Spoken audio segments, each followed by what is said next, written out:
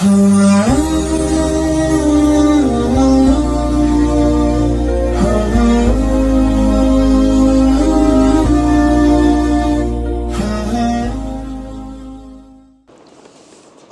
بالله من الشيطان الرجيم بسم الله الرحمن الرحيم واتخذ قوم موسى من بعده من حليهم عجلا جسدا له خوار ألم يروا أنه لا يكلمهم ولا يهديهم سبيلا اتخذوه وكانوا ظالمين ولما سقط في أيديهم ورأوا أنهم قد ضلوا قالوا لئن لم يرحمنا ربنا ويغفر لنا لنكونن من الخاسرين سبحانك لا علم لنا إلا ما علمتنا إنك أنت العليم الحكيم. دلوان دی آیاتونو مبارک اللہ تعالی جل شانہ عم نوالہ د بنی اسرائیلو د قوم فرعون د نجات او د خلاصی بیان وشو چې کله بنی اسرائیل د فرعون او دغه د قوم نه خلاص شو په دریاب باندې پورې وتل فرعون او دغه قوم قبطیان په دریاب کې غرق او ډوب شو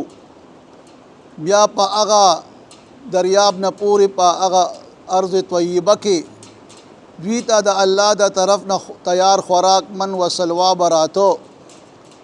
بیا دغه دی کې دوی چې کله یو قوم ولیدو چې د بوتانو عبادت وکړو نو دوی هم چې کوم دی د موسی علیه السلام نه مطالبه وکړه چې دغه شان موږ هم خدای جوړ کړه دغه دی کې موسی علیه السلام ورته وویل چې تاسو یقینا یو قوم جاهلان قوم یې چې دا دومره انعاماتو باوجود تاسو حقیقي معبود پرېږدئ او باطل معبود مطالبه کوئ. بهرحال بیا موسی علیه السلام د خپل قوم د پاره د قانون او د ضابطه حیات د پاره کوهی تور ته ځي. ابتدا کې چې کوم دی هغه د دیش ورځو متعلق خپل قوم ته وایي چې زبا دیش ورځې پس چې کوم دی واپس راځم. بیا پاغي کې چې کوم دی لس ورځو اضافه وشوله څلوېښت ورځې شولې نو چې کله دا دیش ورځې برابر شولې نو دغه دی کې په د بني اسرائیلو کې یو سړی دی چې د هغه نوم دی سامري.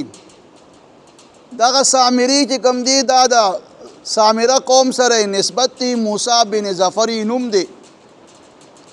اگر چې دی بني اسرائیلی نو خو د دې سره په ګاونډ کې اوسېده او د د پیدایش متعلق امام قرطبی رحمه الله خپل تفسیر کې لیکي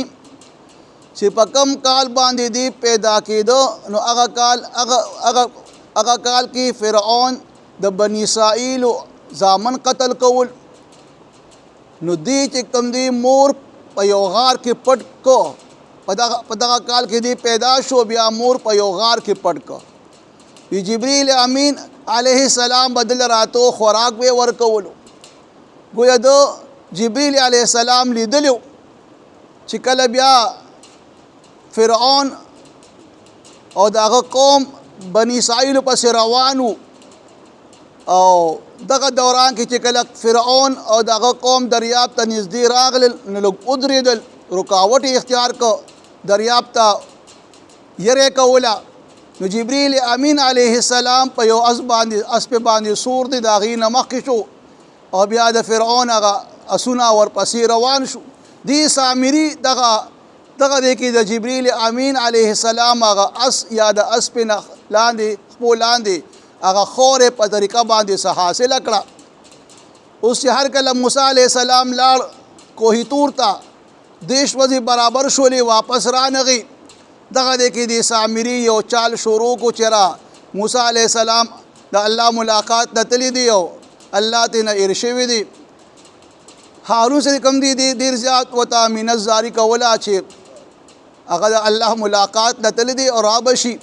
بیا په دې کې دا ورځې لس سوا شوي دي خو د بیا یو بل چالو کو دی راغی حضرت هارون ته فرمایل چې را کوم وخت دا بني اسرائیل د مصر ښار نه وتل نو دی د قبطیانو د ښځو نه کالی چې کوم دی رعایتن اغوستي د سرو زرو کالي. اوس هر کله چې هغه بني اسرائیل قوم قبطیان ټول تباه شو نو د دې هغه زیورات د هغې هغه زیورات دوی سره پاتې دي. اوس د هغې باره کې ښکاره حکم خو شته نه او دا دوی هغه کالي چې کوم دی څو خرڅوي او څوک چې کوم دی استعمالوي حالانکه د دې ممانعت دی. نو د چې کوم دی هارون چې کوم دی په دې خبره باندې مایله کړ چې د دې نه دا کالي راغونډ کا او یو ځای کې کېږده. هغه د دا خبره خوښوله دا ټول کالي چې کوم دی راغونډ کړل چې کله موسی علیه السلام راشي نو بیا به چې کوم حکم وي د هغې مطابق به بیا عمل پې کوو او بیا دې د هغه کالو نگران او محافظ وګرځو چې کله هغه کالي د ده په قبضې کې رال نو د هغه کالي چې کوم دي ویلې کړل او د هغې نه د سخي مجسمه جوړه کړه او بیا کومه خورې حاصله کړې وه د جبریل امین علیه السلام د اسب د پښو لاندې نه هغې راواغستله او په هغه اس کې واچوله. هغه لږ متحرک شو او اواز یې شروع کړو. نو دغه دی کې بیا قوم ته وایي چې را موسی علیه السلام الله له تللی دی او الله دلته راغلی دی لهذا د دې سخي چې کوم دی دا ستاسو خدای د عبادت شروع کړي. نو بني اسرائیل کې ډېر کسان چې کوم تقریبا 20-25 کسان د هغه سخي چې کوم دی عبادت یې شروع کړو. نو الله اوس دلته د هغې ذکر کوي چې واتخذ قوم موسی من بعده من حلیهم عجلا جوړ کو یا 19 قوم د موسی پس د موسی علیه السلام د تلونه کوهی تور ته من حلیهم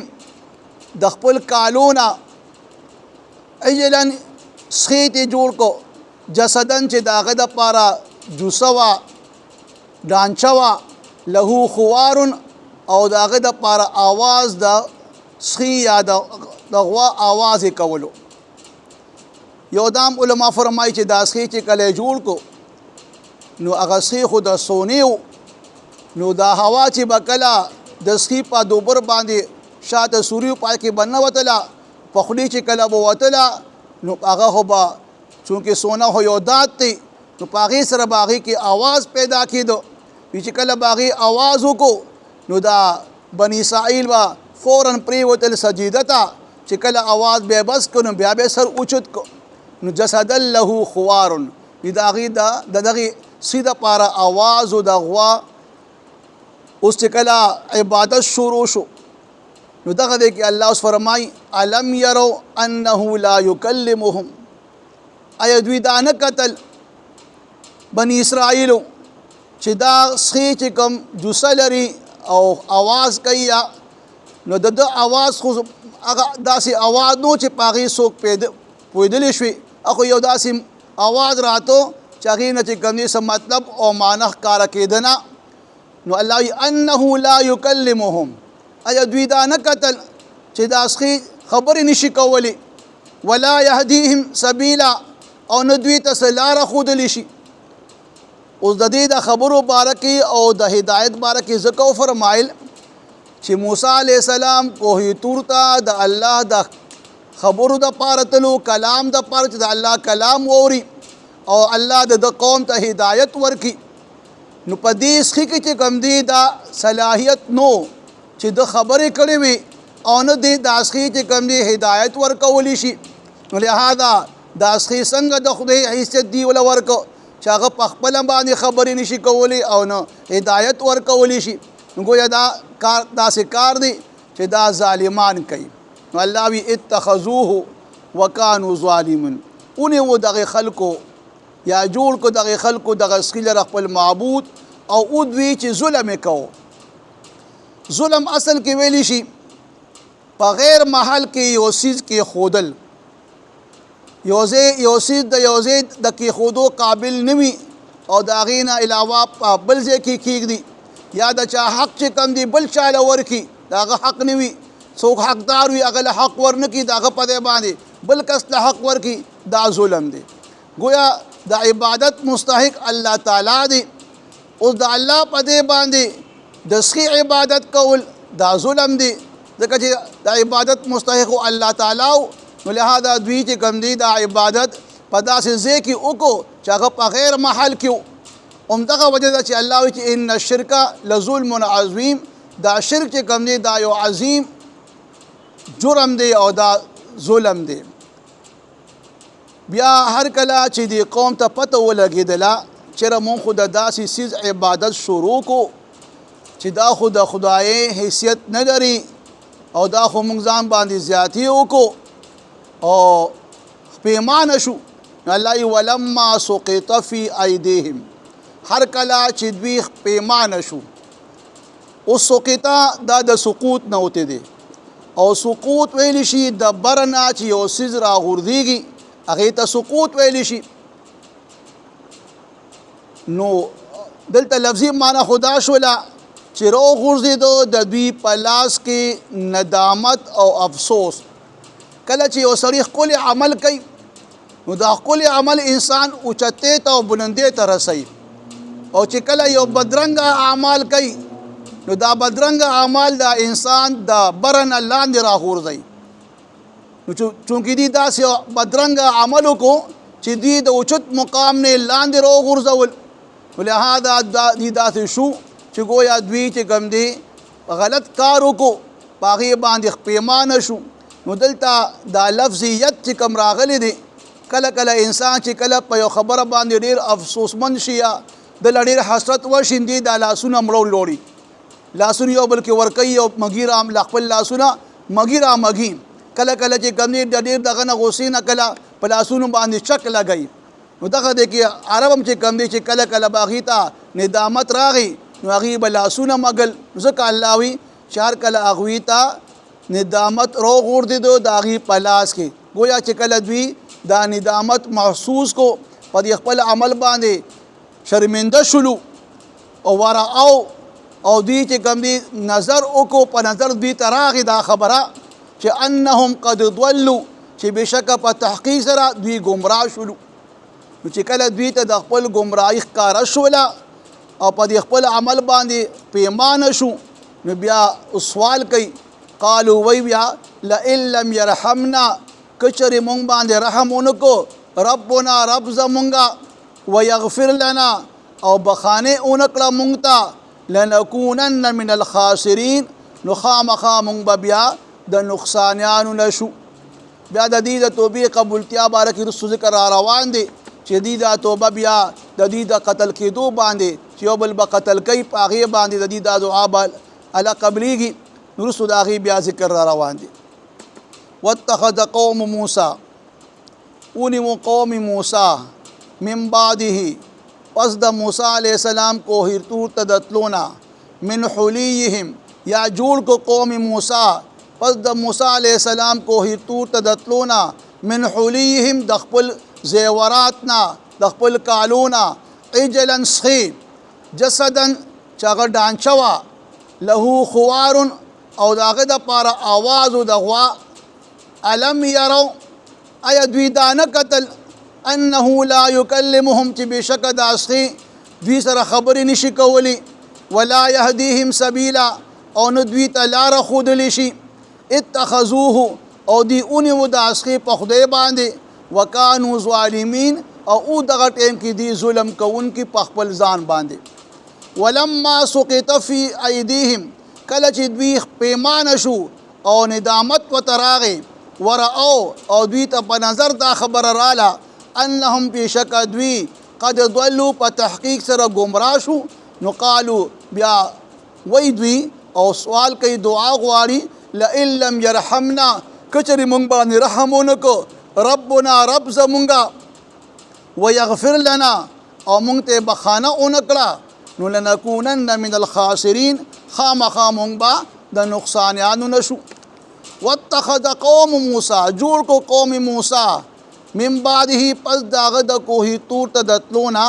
من حلیهم د خپل کالو زیوراتنا عجلا سخی جسدن چې هغه ډانچه وه له خوار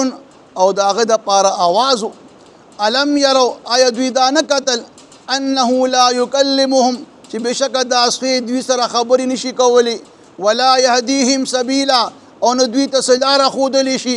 اتخذوه دوی ونیو دغه سخي په خدای باندې وکانو ظالمین او ادوی ظلم کوونکي په خپل ځان باندې. ولما سقط فی ایدیهم او هر کله چې دوی پیمانه شو ورأو او دوی ته په نظر راغی چې انهم چې بشک دوی قد ضلوا په تحقیق سره گمراه شو، نو قالو بیا سوال وکړو لئن لم یرحمنا کچرې مونږ باندې رحم ونه کو ربنا زمونږ رب ویغفر لنا او مونږ ته بخانه ونه کړه لنکونن من الخاسرین نو خامخا مونږ به د نقصانیانو نشو.